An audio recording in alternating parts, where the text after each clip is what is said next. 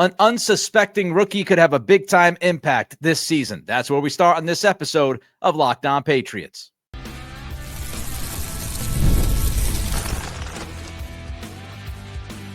You are Locked On Patriots, your daily New England Patriots podcast. Part of the Locked On Podcast Network, your team every day. What's up, Patriots fans? I am your host, Nick Cattles, born and raised in New England, your New England Patriots expert, host of the Everything Pats podcast, co-host of the Greg Bedard Patriots podcast with Nick Cattles, and also a sports talk show host veteran. On today's episode, the availability of a top wide receiver comes into question, and we'll discuss the player who might just be the most underrated addition of this offseason. But first, a rookie has unexpectedly turned heads early. We appreciate you joining the show, making us your first listen, and for being an everydayer. The Locked On Patriots podcast is a proud partner of the Locked On Podcast Network, your team every day. And today's episode is brought to you by FanDuel. Right now, new customers can get $200 in bonus bets when your first $5 bet wins. Craig Woodson has an opportunity to go from criticized reach to critically acclaimed. During OTAs this week, a lot of people talking about Woodson. Mike Giardi of Boston Sports Journal wrote this: Woodson looked like a vet on Tuesday. Again, just one day, one snapshot of a multiple-month process this spring and summer. But when I had eyes on him, he didn't appear to waste any movement. Phil Perry posted, strong rookie minicamp, running with some big names at OTAs, a pickoff of Drake May. It's early, but Woodson has been one of the most impressive newcomers to this point. Craig Woodson has an opportunity. He has an opportunity to be a bigger factor than many of us thought. You go back to draft weekend, and you begin with the fact that the Patriots, they committed a legitimate asset to draft Woodson. It wasn't a late fourth-round pick, an early fifth-round pick, a late fifth-round pick, early sixth-round pick, seventh-round lottery ticket, undrafted free agent that fell into their lap somehow, some way. No, Craig Woodson was the fourth pick in the fourth round. He was just outside the top 100. He was pick 106. That's a legitimate draft asset that you are spending on Craig Woodson, which tells us the Patriots thought highly of him. The other thing that tells us that the Patriots thought highly of him was the fact that they drafted him at the top of the fourth round, which means they had all Friday night and all Saturday morning to rethink the strategy. Look at the big board. Say to themselves, yeah, we like Woodson, but we don't love him enough to pull the trigger. Can we trade down? Is there somebody else on the board that we want instead of him? And on top of that, you had the Patriots drafting Woodson ahead of other names at the same position that a lot of pundits liked more than they liked Woodson. Woodson went 106. Billy Bowman out of Oklahoma went to Atlanta at 118. Lathan Ransom out of OSU went to the Panthers at 122. Malachi Moore out of Alabama went 130 to the Jets. 118, 122, 130, all safety picks in the fourth round of the draft. So the Patriots committed to Craig Woodson, which should tell us that they thought highly of him. They decided to use that pick on him, knowing that there was going to be a run of safeties later on in that round. And they drafted Woodson ahead of all those other guys. The opportunity is also going to be there for Woodson because when you look at the rest of this roster, there are questions at safety. Del Pettis made the roster last year. Good story. But inevitably, an undrafted free agent. And the Patriots knew that Pettis was on the roster when they decided to use that pick on Craig Woodson. Marcus Jones, electric athlete, fun to watch with the football in his hands, but not a big guy. And you also have to wonder, was he a Bill Belichick player? Did Bill Belichick love Marcus Jones? Maybe he wasn't an Eliot Wolf pick or a Matt Groh favorite. And Marcus Jones, with his size and some of the health things he's gone through, far from a guarantee to play 17 games for you. Jalen Hawkins, more of a strong safety, had that one-year deal last season with the Patriots, didn't play great, wasn't god-awful, back on a one-year deal, could easily be cut before the season kicks off. But Nick, they signed Marcus Epps. Yes, they did sign Epps, but Epps signed a 1-year deal, shorter on money, and he's returning from an ACL. So when you start to look at those safeties, I'm not talking about Duggar. I'm not talking about Peppers. We know who those guys are. But when you look at the rest of the safety depth chart, there's an opportunity here for Craig Woodson to make some noise. And it's very early. We all know it's very early. Nobody's going to sit here and tell you that in late May, we know that this guy's going to be a starter. This guy's going to play a bunch of snaps. We don't know that. As G already wrote, it's one practice. It's one snapshot. It's one day. So maybe Woodson falls back. But at rookie minicamp, he stood out. OTAs, the only day in front of the media this week, he stood out. And that's all you can do, right? When you're given the opportunity, when you show up to rookie minicamp, you want to show out. You want to stand out. And that's what Woodson did. When you have a chance at OTAs to work yourself into the rotation and to make some plays, to pick off Drake May, that's what you do. You stand out. So the limited opportunities that Woodson has received so far, very, very, very early, the infancy stages of his NFL career, he has made the most of those opportunities from what we have seen.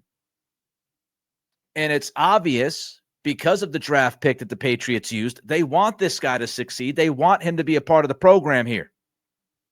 You don't draft somebody at the top of the 4th round and stash him for the next couple of years. But maybe the biggest argument for Craig Woodson getting an opportunity and having a bigger impact than many people thought, including myself, is just the fit. He makes sense. Woodson, from a positional value standpoint, makes sense. I have been talking about this for years, and I mentioned this when the Patriots drafted Woodson in real time. And I tweeted this out at Nick C Radio if you want to follow me at Nick C Radio. I tweeted out, look, I know that some people believe that Woodson is a reach. I know some people are going to question that pick at 106.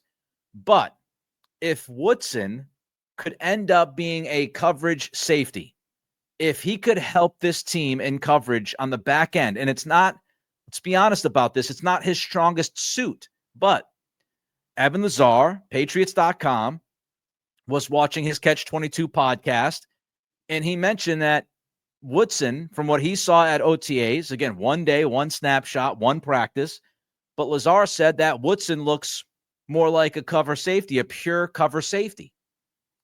And if Woodson can be a pure cover safety, that's the kind of guy that I've been clamoring for over the past few years. Duggar, closer to the line of scrimmage. Peppers, closer to the line of scrimmage. You need somebody who can cover. Peppers probably better than Duggar. Duggar has struggled in that area. So not only do you look at the depth chart, and beyond Duggar and Peppers, there are questions where you can easily see Woodson leapfrog into a rotational spot. Not only did they spend that 4th pick in the 4th round on Woodson after sleeping on it and drafting him ahead of other safeties who were favorites for some analysts out there. Not only that, but he could be the fit that they've been looking for. Or maybe they haven't been looking for the fit, but now they have the fit. If he can play coverage at an average to above average level on the back end, that would help out this defense tremendously. And it's not just playing a quasi-free safety role. He's 6 foot. He's 200 pounds. He could play maybe some big nickel. And we know that Mike Vrabel has talked about how crucial the nickel role is for an NFL defense in 2025. So if he could play some big nickel, if he could play some free safety on the back end and be average to above average in his coverage skills, make some plays on the football like he made at the practice on Tuesday against Drake May, then that's going to be the icing on the cake, because we know for a fact that he is violent. We know for a fact that he is a high-impact hitter. He's somebody who you could easily see fit into the Terrell Williams defense, the Mike Vrabel defense. Violence, physicality, downhill, stick people. That's what Woodson does best. So if you have that to go along with average to above average coverage skill, he will get the opportunity. And so far, he's made the most of his early opportunities. A big name is having some contract issues and would fill a major need for this football team. That's coming up next as we continue with today's episode of Locked On Patriots, part of the Locked On Podcast Network, your team every day. The NBA playoffs are in full swing, and my goodness, you talk about a crazy postseason. Every night delivers highlight-worthy performances, major momentum shifts like Indy, New York in that first game, and can't-miss moments, whether it's a game-winning shot or a breakout player. How about Aaron Nesmith? There's never been a better time to get in on the action. FanDuel makes it easy to stay in the game before tip-off and live. With player props, performance trends, and same-game parlays, fans have more ways than ever to play smart and win big. Which players are showing up in the biggest moments? Tyrese Halliburton, Jalen Brunson. How could tracking their trends help you build your next bet? Think about it. If you've got a read on who's heating up, why not back it up with the same game parlay? If you're new to FanDuel, it's the perfect time to sign up. Head to FanDuel.com and place your first $5 bet. If it wins, you'll get $200 in bonus bets. Make every moment more with FanDuel, official sports betting partner of the NBA.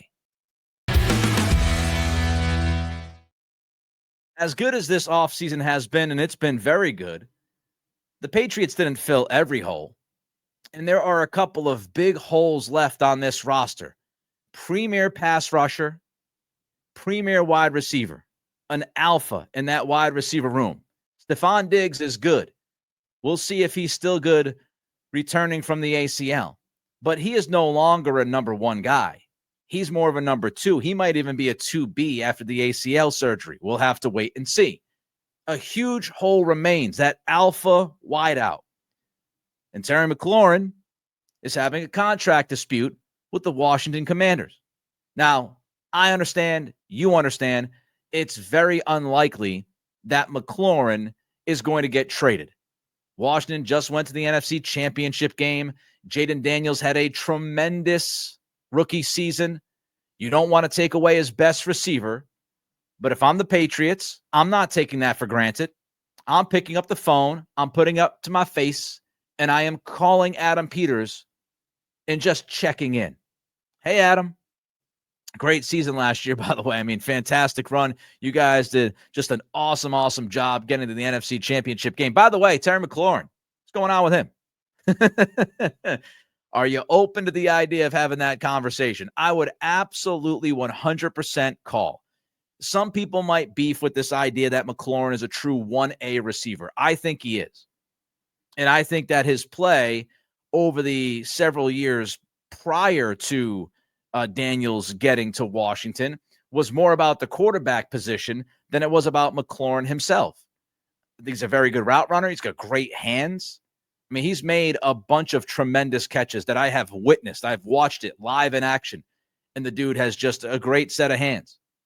Last year, 82 catches, just under 1,100 yards. He had 13 touchdowns. 13 touchdowns with a rookie quarterback. How good was McLaurin last year? Second team All-Pro. We talk about Christian Gonzalez. We rightfully and justifiably pump Gonzalez's tires because he made the second team All-Pro last year. Well, McLaurin did the same thing. So you want to talk about level of player, second team All-Pro Gonzalez, second team All-Pro Terry McLaurin. You're going to tell me that you don't want to think about the idea of adding a second team All-Pro wide receiver to this roster? Of course you do. He's also tough football player.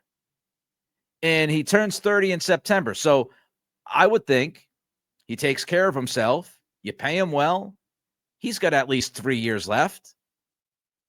You could imagine that at the age of 32, he's still playing productive football. So with the year he had last year, the resume speaks for itself. The tools that he has speaks for themselves. And being 30 in September, to me, is not this huge obstacle. He should be just fine over the next 3 years. And why would I be calling? Why would I be going after McLaurin? And this goes for really any wide receiver one that might become available at some point down the road here, even if that guy's 28, 29, 30 years old, because a true number one receiver, I think, could be the difference between being on the cusp of the playoffs and being in the playoffs, and not only being in the playoffs, but also being dangerous. If you add that alpha wide receiver, if you're able to add that guy, everybody else falls in line. Let's just use McLaurin as the hypothetical here, since he's the one that's having the contract dispute. You look at McLaurin, if you put him there as your number one, you put him in the wide receiver room, he's your number one wide receiver. He could do pretty much everything that you need him to do. So you've got McLaurin. Now Stephon Diggs, you don't have to worry about Diggs producing like a number one. You don't need him to produce like a number one. You need him to produce like a number two. And I think he is fully capable of doing that. He was doing it in Houston last year before the ACL injury. And if you're worried about Diggs subjugating his ego, I have absolutely zero issue with that. When he got to Houston, he understood, he realized, he acknowledged that Nico Collins was that guy. And he did not have this big-time issue taking a step back, Nico being the guy, and him being more of the number two than the number one. He used to be a number one, but I think he's realistic now and understands that if you bring somebody in like McLaurin, he's not going to be at the top of the depth chart. He as in Diggs. So you've got somebody like McLaurin in this hypothetical situation because of the contract. You've got McLaurin, you've got Diggs as the number two, and now you've got Pop Douglas as your number three. You could play him in the slot, obviously, and then this gives you some time to develop Kyle Williams. Maybe Kyle Williams ends up becoming your number three guy. We know that Williams can play inside, he can play outside, so you could easily put him in the slot. The quick releases at the line of scrimmage are deadly. His ability to make a catch underneath and turn it into an explosive play would also help. So if you add somebody like McLaurin, you bring him in, you've got Diggs as your number two, you've got Williams/Pop as your number 3/4. And now you've got a lot less to worry about regarding Jalen Polk and Javon Baker. You might be able to trade Kendrick Bourne for, a 4th, 5th round pick. And the best thing of all, if you bring in that alpha receiver, it's Mayday. You're talking about supporting Drake May, and the Patriots, I think, have done a really good job given the options that they had. I think they've done a pretty good job supporting their young quarterback this offseason, putting him in a position to succeed at a higher level. You add a McLaurin to the mix, you're doing even more for May. You want to talk about support. Imagine Drake May with an improved offensive line, McLaurin, Diggs, Kyle Williams, Pop Douglas, Hunter Henry, Austin Hooper, Travion Henderson, Ramondre Stevenson. Not too shabby, right? And you have the resources. You look forward to the 2026 NFL draft. The Patriots have 9 or 10 picks in next year's draft. They have plenty of picks. They got that 4th round pick they picked up from Kansas City in the trade in this past draft. They've got 1st, they got a 2nd, they got a 3rd. So you have the picks. You have the picks to play with next year. You have the cap space. The Patriots still have $67.3 million in cap space. They could easily bring somebody in like McLaurin, front load his contract, dump the money on the table, and then even it out as the years go on. And I don't have much of an issue getting rid of some assets, getting rid of some picks at this point, because you've done so much to supplement the roster that was existing. You've added so much that, again, you really have 2 big needs, 2 huge needs.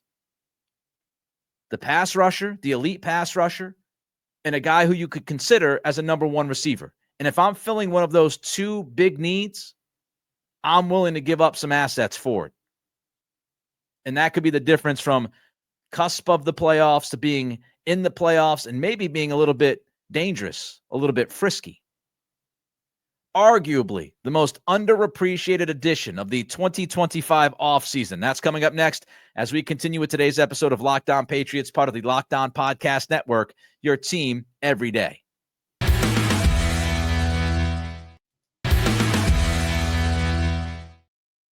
Robert Spillane is the most underrated, underappreciated edition of this offseason the Patriots have had.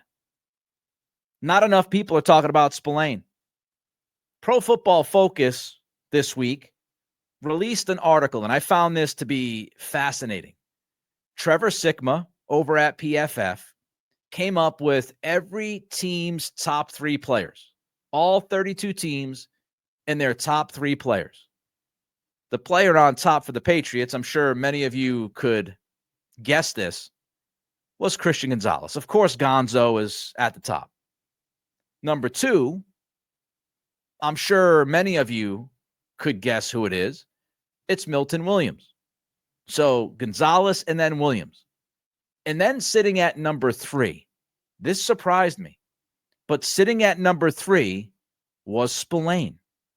So Trevor Sikkema of Pro Football Focus says that Robert Spillane is the 3rd best football player on this Patriots roster.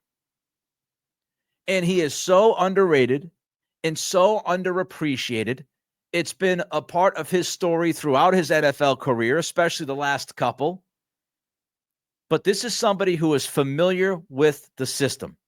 He played for Vrabel. He played for Terrell Williams in Tennessee. He understands exactly what Vrabel and Williams are going to be asking of their players on that side of the ball.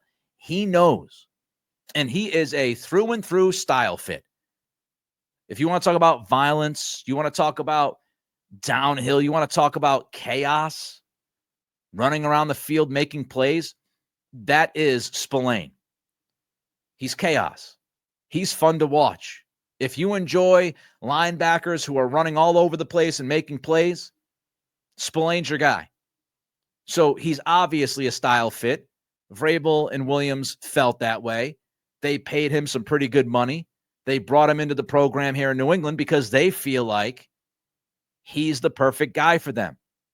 And during the OTAs this week that were open to the media on Tuesday, this should not come as a surprise, but it's an example of how big of a role that Spillane is going to have with this football team. He was the quarterback of the defense on Tuesday. He's the guy out there that's directing traffic, making sure everybody knows where they're supposed to be, what the play call is going to be, what the purpose of the play is going to be. That is Spillane. Spillane is the quarterback of the defense. A pivotal role. When you talk about a new scheme, new coaching staff, some guys that are holdovers from the prior regime and the prior regime before that, it is a huge role, critical to the operation, to have the right guy being the quarterback of the defense. And that's the role that Spillane is filling. He is vital. He is vital to this season. So let's talk about him and what he brings to the table and why he's underappreciated and underrated. Spillane is one of the best linebackers in football against the run. And that's not hyperbole. I'm not sitting here throwing sunshine his way because he's wearing a Patriots uniform now. He is literally one of the best linebackers against the run in the league. If you don't believe me, let's back it up with some evidence. Last season, Pro Football Focus gave Spillane the 8th highest run grade at linebacker. 8th best linebacker against the run. His run defense grade was 87.3. And here's the thing. That's not a flash in the pan type deal. That's not a one-year wonder kind of deal. Because when you go back to 2023, Spillane was actually even better against the run. Last year, his grade was 87.3. In 2023, his grade was 89. He was literally one of the best linebackers in football against the run in 2023, and he was a top 10 linebacker against the run in 2024. He knows what he's doing. Relentless, going after the football. A ton of solo tackles. You know, we've seen some missed tackles here and there, especially last season. Some issues with some missed tackles for at least a stretch during the season. Spillane, tons of solo tackles, and he's just a tackle machine. In 2023, he was 10th in the NFL in tackles with 148. Last year, he was even better. Last year, he was tied for third in the NFL with 158 tackles. He flies around the field. He hits people. He is a sure tackler. And that's not all he does. Now, let's be honest. Honest assessment. That's what we do here. Transparency. If somebody does something great, I'm going to let you know. If somebody's not so great, I'm going to let you know. Spillane has not been very good in coverage. He was not very good in coverage last year. So we have to anticipate that. We have to understand that that is not a strength. I'll give you the comparison. You know, when you look at what he did against the run, I'll tell you one more time, his run defense grade was 87.3. His coverage grade was abominable. It was 48.8, which placed him 137th out of 189 linebackers. He's not out there to be a super coverage stud. He's out there to hit people. He's out there to make plays on the football. And he's also out there to get pressure on the quarterback, which is another part of his game, another aspect of what he brings to the field, which makes him underappreciated and underrated. He was 21st in the NFL in linebacker pressures last year, according to PFF. So let's just say top 20 rushing linebacker. He is a very good blitzer. And when you think about the Vrabel Williams defense, you think about some of those changes up front that we're going to see. You think about simulated pressure. Defensive lineman looks like he's going to rush. Oh, all of a sudden he drops into coverage.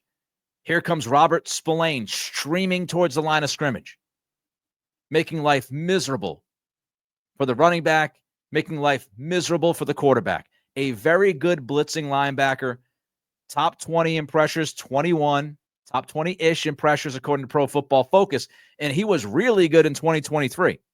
Marcus Mosher of Raiders Wire wrote this about Spillane's 2023. Of the linebackers who played at least 1,000 snaps, Spillane had the 9th highest grade in 2023. He was a top 10 linebacker in football, according to Pro Football Focus. And that is when you're looking at the grade itself. Top 10 linebacker in all of football just 2 years ago. It was really good last year. One final note that you should never underappreciate, that you should never underrate or overlook: the guy's ability to play. Snaps on snaps on snaps. Spillane last year played 98.2% of the snaps for Vegas. 98.2%. In 2023, he played 97.18% of the snaps. This guy posts. This guy plays. He's going to be out there on the field making an impact. So great against the run. Great when it comes to rushing the quarterback. Quarterback of the defense. Perfect style fit. Considered a top 10 linebacker according to Pro Football Focus in 2023. Could easily see him be in the top 20 this year. He is the most underrated and underappreciated addition this offseason. Robert Spillane. That wraps up this edition of Locked On Patriots. Let me know your thoughts on today's topics. Reach out to me on Twitter at Nick C Radio. Don't forget to throw a comment in on the YouTube channel. Help us out there. And thank you for making Locked On Patriots your first listen today. For your second listen, check out Locked On NFL Scouting, Krabs and Marino will make you the most informed NFL fan this offseason. Find Locked On NFL Scouting on YouTube or wherever you listen to podcasts. Have a great holiday weekend, and I will see you on Tuesday.